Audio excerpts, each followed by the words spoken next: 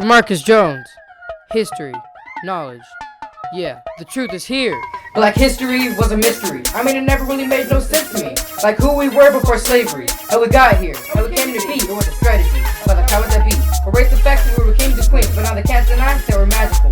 Everything we touched turns into gold. Demarcus Jones, Demarcus Jones, Demarcus Jones. The calendar won't stay wrong. Demarcus Jones, Demarcus Jones, Demarcus Jones. Originals, we don't need clones. Demarcus Jones, Demarcus Jones, Demarcus Jones. Black history, you can learn at home.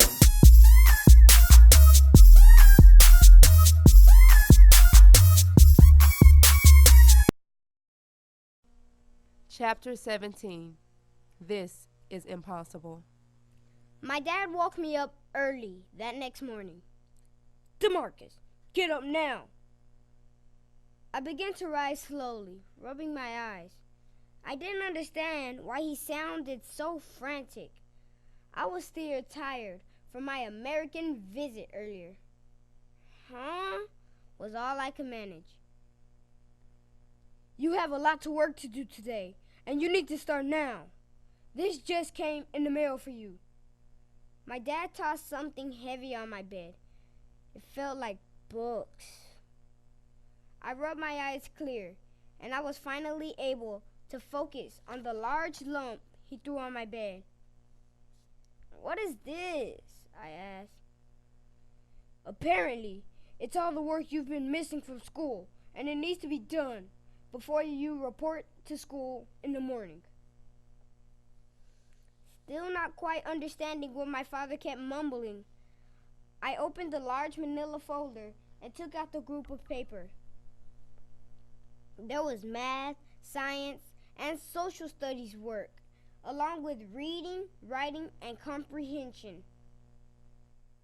I started to feel confused, upset, and frustrated. I didn't know what was going on. Dad, what is this? The letter states that you are not to return to school until all of this work is completed. My dad passed me a letter written by Miss Smith. This is impossible. I couldn't believe this.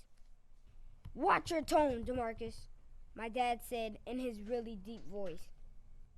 I understand that this is entirely too much work for a student to complete in one day, but I also know that this is not too much work for you to complete.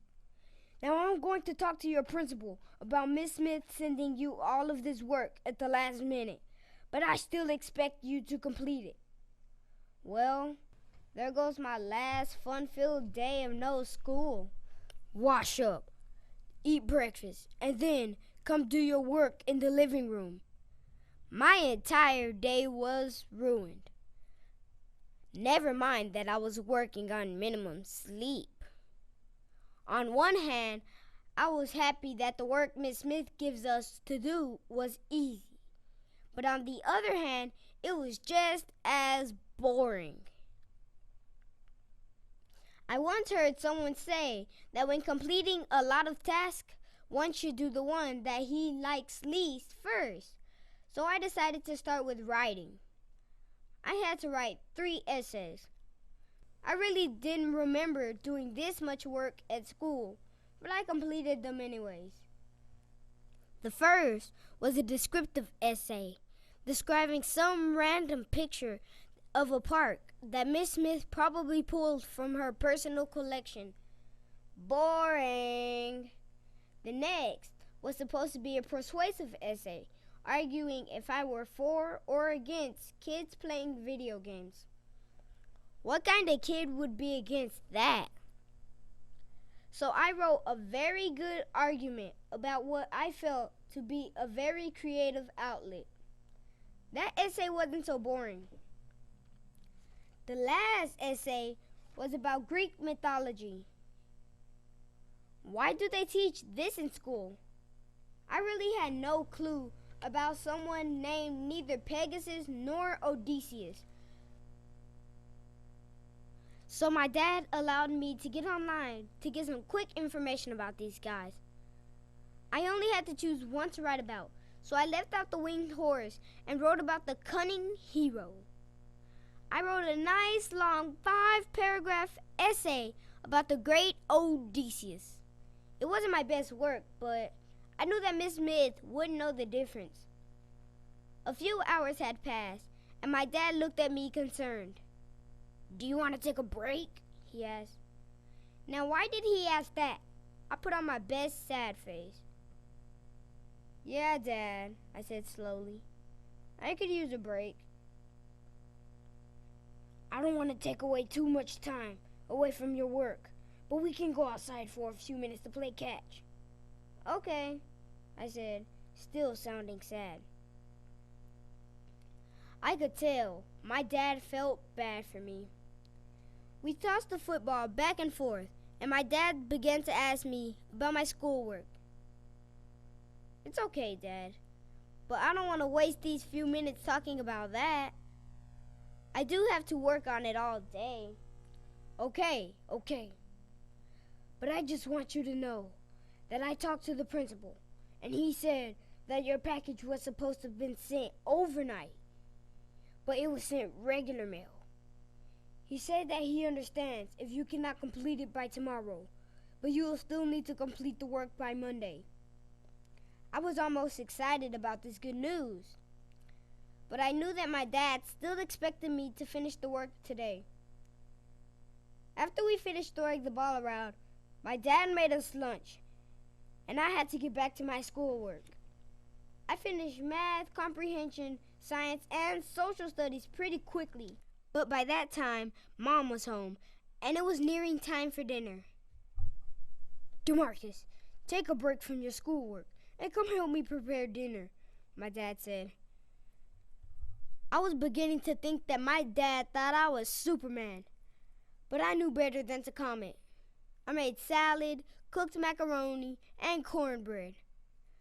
I was so busy being Chef Boyardee that I didn't realize that my dad was nowhere to be found. What did he do? I asked myself. I looked in the oven, and there was a pan of pork chops. So I made all the sides, and all my dad did was throw some chops in the oven. I spotted my dad in the living room, laughing and joking with my mom. "Demarcus," my dad called.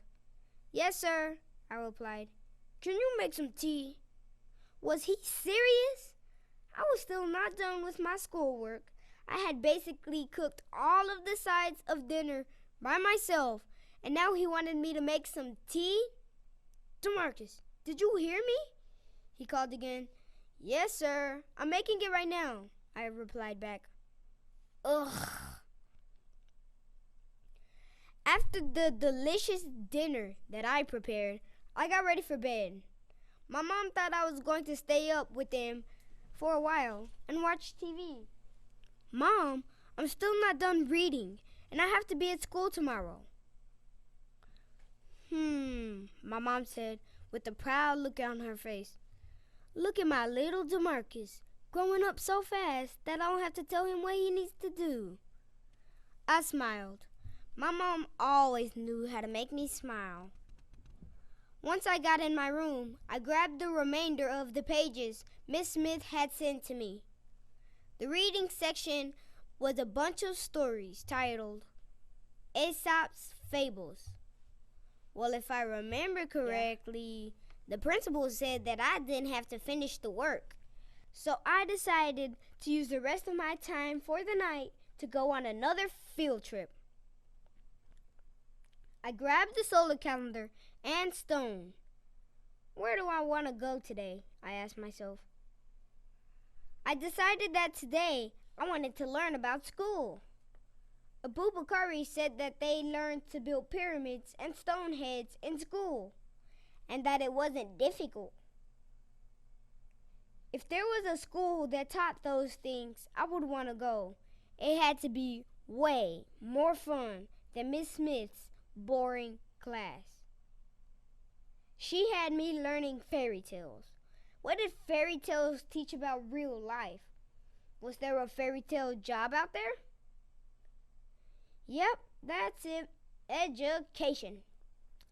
I want to know what they were learning before the fairy tales. Maybe I'll see why all of the ancient people I've met believe that I should know more than I do at my age. I flicked the arrow on a stone, not knowing what year to go to, but using all of my thoughts to get me somewhere close to a school. Anywhere in ancient times. I closed my eyes hard, thinking over and over about school. I heard people talking. Of course, I didn't know what they were saying, but I opened my eyes to see. Yes! Another great journey had begun.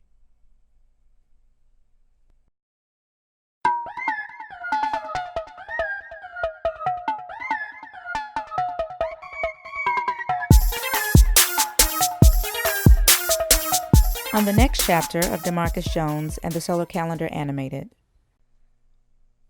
I was so excited to be in a new era.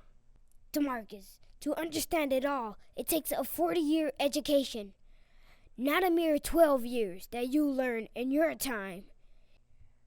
But if you are afraid, you will never learn. You will be the smartest kid in 5th grade, and you will still be uneducated.